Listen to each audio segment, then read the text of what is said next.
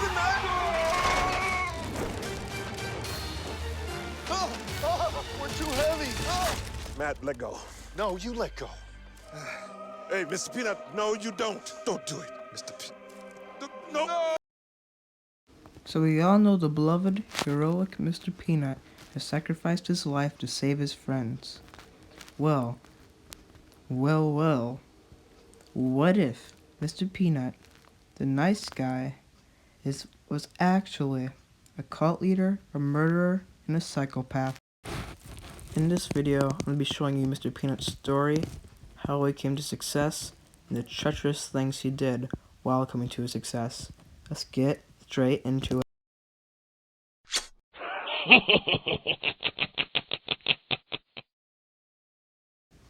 This one you need to be extra careful to see. When the RV falls off the canyon and they all hang onto the branch, we all know it starts to break. And Mr. Peanut's friends all start to panic. But what they don't notice is that the branch stops breaking. But Mr. Peanut does know this.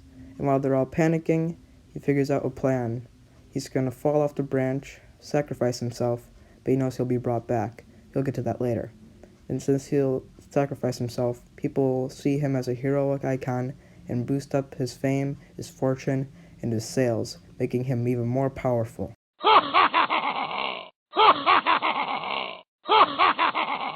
Mr. Peanut, he spent his life bringing people together. I know he'd be happy that we are all together now. Yeah. What is happening? What is that? Is that a baby nut? No, it is not Baby Nut. It is actually Mr. Peanut, and I'll tell you how. First, I need to get this out of the way. This supposed funeral is actually a cult meeting, and that means that all the people you see there, including Kool-Aid Man and Mr. Clean, are all cult members of Mr. Peanut's cult.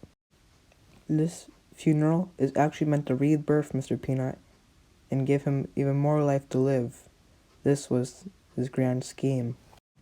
There is also a hidden Easter egg at the bottom right of the screen at the section I'm zooming in on. The flowers, if they're all connected together by lines, they form a pentagram, with further leading evidence to Mr. Peanut's cult. It's all coming together. Here's another thing people haven't noticed. The plant that Baby Nut is growing from is a clover, which is a weed, which is also an invasive species. The definition of an invasive species is something that comes into a habitat and could potentially harm humanity or humans, which is exactly what Baby Nut is going to do if we don't stop it. The Mr. Peanut and its cult is going to harm humanity and potentially destroy it, overpowering us and potentially making us into slaves. Is that a baby nut?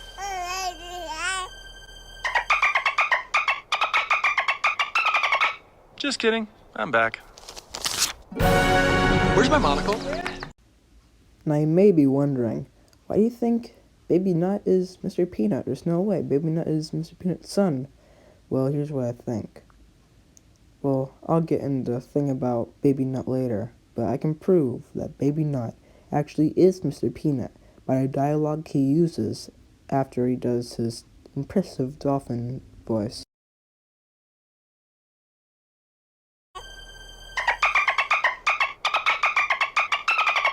Just kidding. I'm back.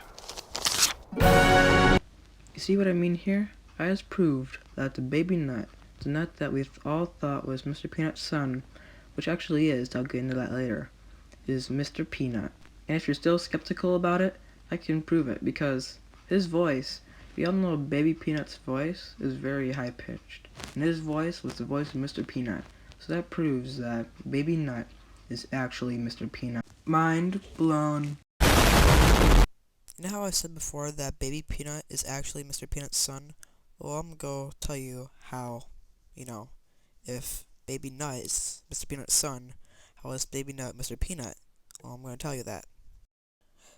I believe that Mr. Peanut possessed his son when he was born. This would explain a lot of things. The ceremony, the rebirthing ceremony. Yes, and this does mean that Mr. Peanut did get busy. Yeah. You may be wondering, how could Mr. Peanut, a humble, rich peanut that owns a company called Planters, take over the world and overrun our population? Well, there's multiple reasons to say how he could. Just think about it. Mr. Peanut's taken over the world already. He's appeared on news stations. He's taken over social media platforms like Twitter and YouTube. He's been in Super Bowl commercials, and he has millions upon millions of people mourning his death. With that much strength and power, I think anyone can overrun our population and take over the world. Even a peanut. Who in God's name created this photo? I want it to die. As you can tell, this segment is about the treacherous, sadistic, and just demon-like things Mr. Peanut has done. Since I don't want to put all of them in their own separate segments, I want to fit them all together into one separate segment. So yeah. In this part of a Planters commercial, we see Mr. Peanut replacing an innocent person's kale chips with his own Mr. Peanut peanuts, of course.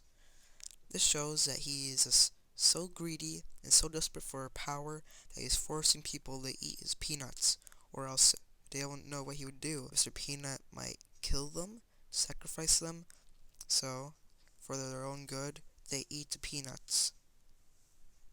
That's pretty evil.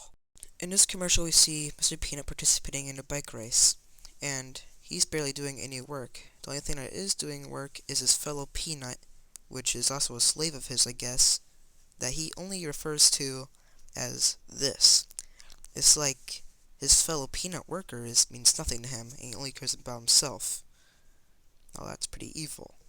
What also is pretty evil about this is that he gets off the bike and just leaves his fellow peanut slave just leaving there, just sitting there.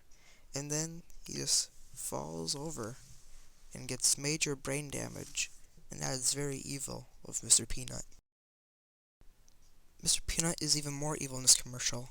In this part, we see him leaving this innocent rat in the wind, which then he hits his face on a stem, which then cracks his skull and possibly even kills him. But Mr. Peanut obviously doesn't help him.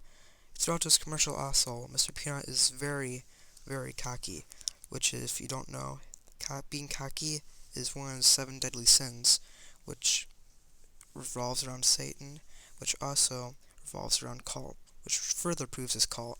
And we see here that Mr. Peanut has a workout DVD, which means that he does way more things than just do commercials.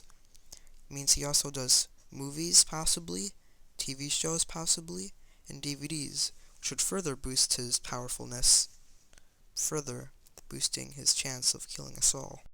And how I said before that Mr. Peanut has taken over the world from how much stuff he's in, well, since he's also in newspapers and like workout shows, how popular he is would increase, which would also increase how powerful he is. In this commercial, we see Mr. Peanut's sadistic side and creepy side. In this commercial, we see his best friend, the Nutcracker, being locked up in a cage that is used as a guinea pig of sorts, testing out the aroma of the peanuts. And after, Mr. Peanut teases him a lot with it, and just the Nutcracker just wanting some, but Mr. Peanut not giving him any. Mr. Peanut shuts it off and leaves his friend in the cage to just sit there and starve, and always want peanuts, which is just messed up. The Nutcracker is probably dead now. In this commercial, we see more of Mr. Peanut's sadistic side too. In this commercial, we see Mr. Peanut and his other good friend, Alejandro. And they're doing good through the commercial. But then, all of a sudden, Mr. Peanut starts to get angry because he feels that Alejandro is stealing the spotlight too much for him. So you know what Mr. Peanut does? The only thing that he can do. He tells like a god sort of entity, the Hand, to take Alejandro to the void and kill him, I assume, because you don't see any more in any other commercials. This commercial is also pretty messed up. So in it, Mr. Peanut is with his stunt double that has taken a lot of injuries lately. And it seems on his Mr. Peanut's phone, he's conspiring about something. Maybe making a plan to do something. He looks at his stunt double with a kinda creepy look, and then all of a sudden, his stunt double gets just killed, literally, by a falling lamppost and made into peanut butter. And this brings a whole other conspiracy to the table. Does Mr. Peanut get all of his peanuts from dead coworkers he's killed, or other peanuts he's killed? But we see his arm come out, and he's not fine because, if your body was just squished together and made into butter, and all that was left was your hand, I don't think you would be that fine. So, yeah. What I think is that Mr. Peanut was on his phone to tell someone to tip the lamp over to kill his friend. Yeah. This one's quick, but it's just crazy how, strange and this horrid Mr. Peanut's mind is. So in this commercial, it's just, pretty funny, pretty comedy. You see Mr. Peanut as a samurai and stuff. It's like a montage of him and his squad training. But then, this is where it's crazy and it's sadistic. Mr. Peanut blows up an entire planet that's probably home to billions upon billions of life forms.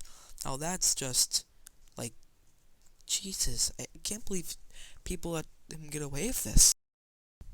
Okay guys, this commercial has, wait, what is this? I don't remember playing this in the video. Wait, what? Wait, oh no, wait, what is this? Okay, guys, I'm not talking about this one. Yep, nope. With that being said, I think that's a good time to end the video. I had a lot of fun making this. I hope you did too. If you did, make sure to like, subscribe, share, comment, the good buttons. And I hope you guys caught on to my new upload schedule. I'm going to be uploading every single Friday. And if I don't, like I did last week, I'm sorry for not uploading last week. That means I'm working on a bigger project like this one, and not like a small one like poop or something. So yeah, I hope you enjoyed. Amazing Blamo, signing out. Bye-bye.